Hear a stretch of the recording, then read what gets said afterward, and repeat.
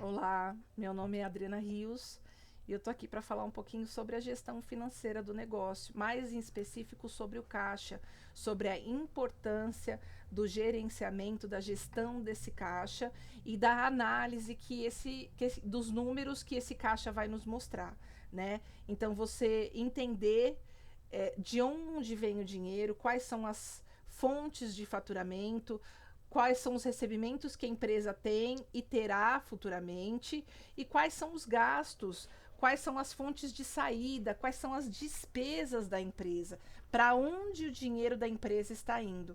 E a gente faz isso registrando todas as entradas, todas as saídas, ou seja, gerando informação confiável para tomada de decisão. E esse é o principal objetivo das ferramentas de gestão financeira, principalmente aqui do fluxo de caixa. É você ter embasamento, você ter informação suficiente para tomar decisões mais assertivas. E toda decisão que a gente precisa tomar, ela tem que estar embaseada, ela tem que estar embasada na realidade da empresa.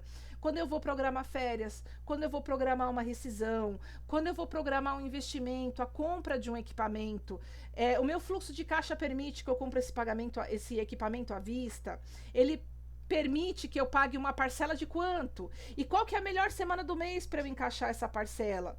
Né? Então, quando você faz o registro confiável, registro integral de todas as suas despesas e de todas as suas entradas no fluxo de caixa.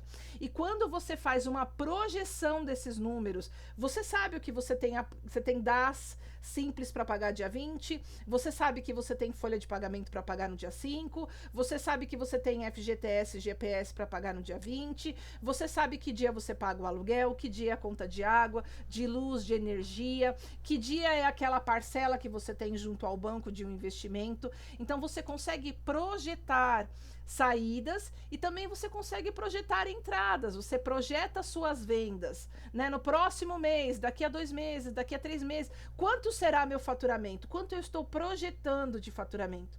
E baseado nessas informações, tanto as atuais como nas futuras, você consegue tomar decisões mais assertivas, mais baseadas em fatos e informações reais. E você também consegue entender, analisando esse fluxo de caixa, quais fatores estão prejudicando o andamento, principalmente financeiro da empresa, e quais fatores podem auxiliar, o que você precisa fazer operacionalmente, o que você precisa fazer gerencialmente para que seu fluxo de caixa esteja equilibrado, para que você trabalhe no positivo, né? E a gente tem vários fatores internos à empresa e alguns fatores externos também que impactam diretamente no fluxo de caixa. Por exemplo, tem algumas questões que às vezes a gente precisa fazer. Eu preciso aumentar o prazo de recebimento para eu ter um incentivo competitivo, né? Para eu aumentar a minha competitividade no mercado, para eu aumentar a minha participação no mercado. Mas quanto de prazo a empresa dá conta de aumentar? E se eu aumentar esse prazo de recebimento do meu cliente, eu preciso mexer no meu prazo de pagamento? Eu preciso sentar e negociar com o fornecedor? Né? Não adianta eu ter um prazo de recebimento de 40 dias, o que me aumenta muito as vendas, o que me torna muito competitivo no mercado, mas eu estou pagando o meu fornecedor com 20 dias. Esse desequilíbrio ele vai afetar o meu caixa. Né?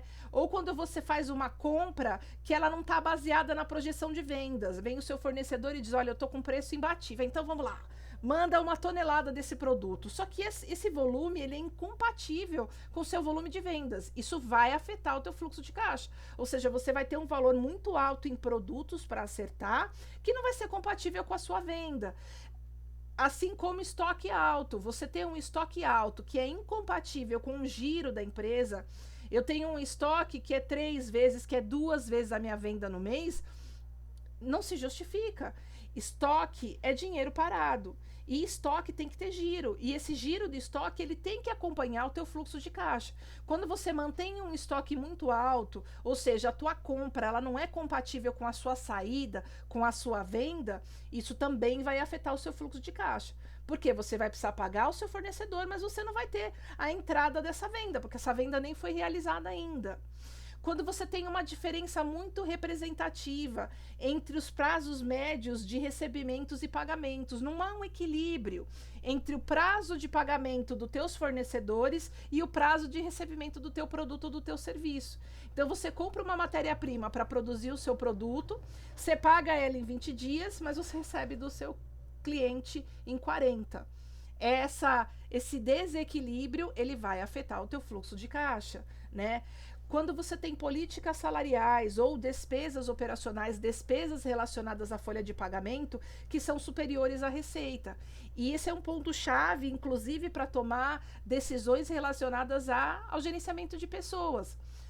Eu fiz o treinamento de gestão de pessoas, eu aprendi lá que é muito interessante fazer um plano de metas, é muito interessante fazer bonificação para reconhecer as pessoas. Ok, quanto de prêmio o meu caixa permite? Qual é o valor que é possível oferecer ao meu funcionário? Qual é o salário que não vai comprometer o meu fluxo de caixa? Quais são os benefícios que eu posso oferecer que não vai comprometer o meu fluxo de caixa? Então, você ter conhecimento do teu fluxo de caixa, das entradas e das saídas, também te dá embasamento para decisões relacionadas à folha de pagamento, à folha salarial. Quando você tem uma distribuição de lucros que também está acima da capacidade da sua empresa. Primeiro que a distribuição de lucros, a divisão de lucros entre os sócios, ela só é feita quando a gente faz o fechamento financeiro da empresa. Quando eu terminei de analisar o fluxo de caixa daquele mês e quando eu fechei o meu demonstrativo de resultado, que é o DRE. O DRE me mostra se houve lucro ou não e se eu posso ou não fazer essa distribuição de lucros. Quando você tem também um prolabore incompatível, mas nossa, Adriana, eu mereço, eu trabalho muito, né? Ok, prolabore a gente planeja, a gente calcula, levando duas informações em consideração. Qual é o valor dessa mão de obra, ou seja, quanto você pagaria para um profissional para ele exercer essa mesma função? E a outra análise é a compatibilidade com a empresa. Ok, mas esse fluxo de caixa, você acha que você tem, né? Alguém para ficar no meu lugar ganharia um salário de 15 mil reais. Mas 15 mil reais é compatível com o seu caixa? É compatível com o teu giro financeiro? Então, isso também precisa ser avaliado. Imobilização do capital de giro, você pega todo o seu capital de giro e faz de investimento, ou seja, você empenha todo o valor que você tem.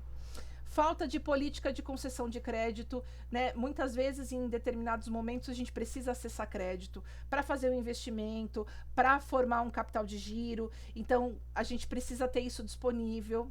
Inadimplência é um fator terrível que afeta o fluxo de caixa. Você realizou a venda, você projetou contando com o valor daquela venda, mas o teu cliente não realizou o pagamento. Então, você precisa ter uma política bem desenhada para reduzir inadimplência, para reduzir esse prejuízo, né? Desperdícios, se você não faz uma análise e não olha mês a mês para o valor que está saindo relacionado ao teu produto, ao CMV, a material de limpeza, a material descartável, a embalagem, você não é capaz de identificar prejuízos. E o fluxo de caixa te mostra onde estão acontecendo prejuízos. Então, esses são alguns dos fatores, existem muitos outros que podem afetar o nosso fluxo, mas a gente só vai conseguir identificar essas questões dentro da empresa a partir do momento que a gente fizer uma análise, que a gente fizer um acompanhamento, que a gente registrar todas as entradas e saídas e fizer uma análise criteriosa desses números. Eu espero que acabei colocando muita coisa, passando um pouquinho do tempo, e esse assunto é tão interessante, né? A gente pode falar muito sobre esse assunto, mas esse era um pouquinho que eu tinha para trazer. Obrigada.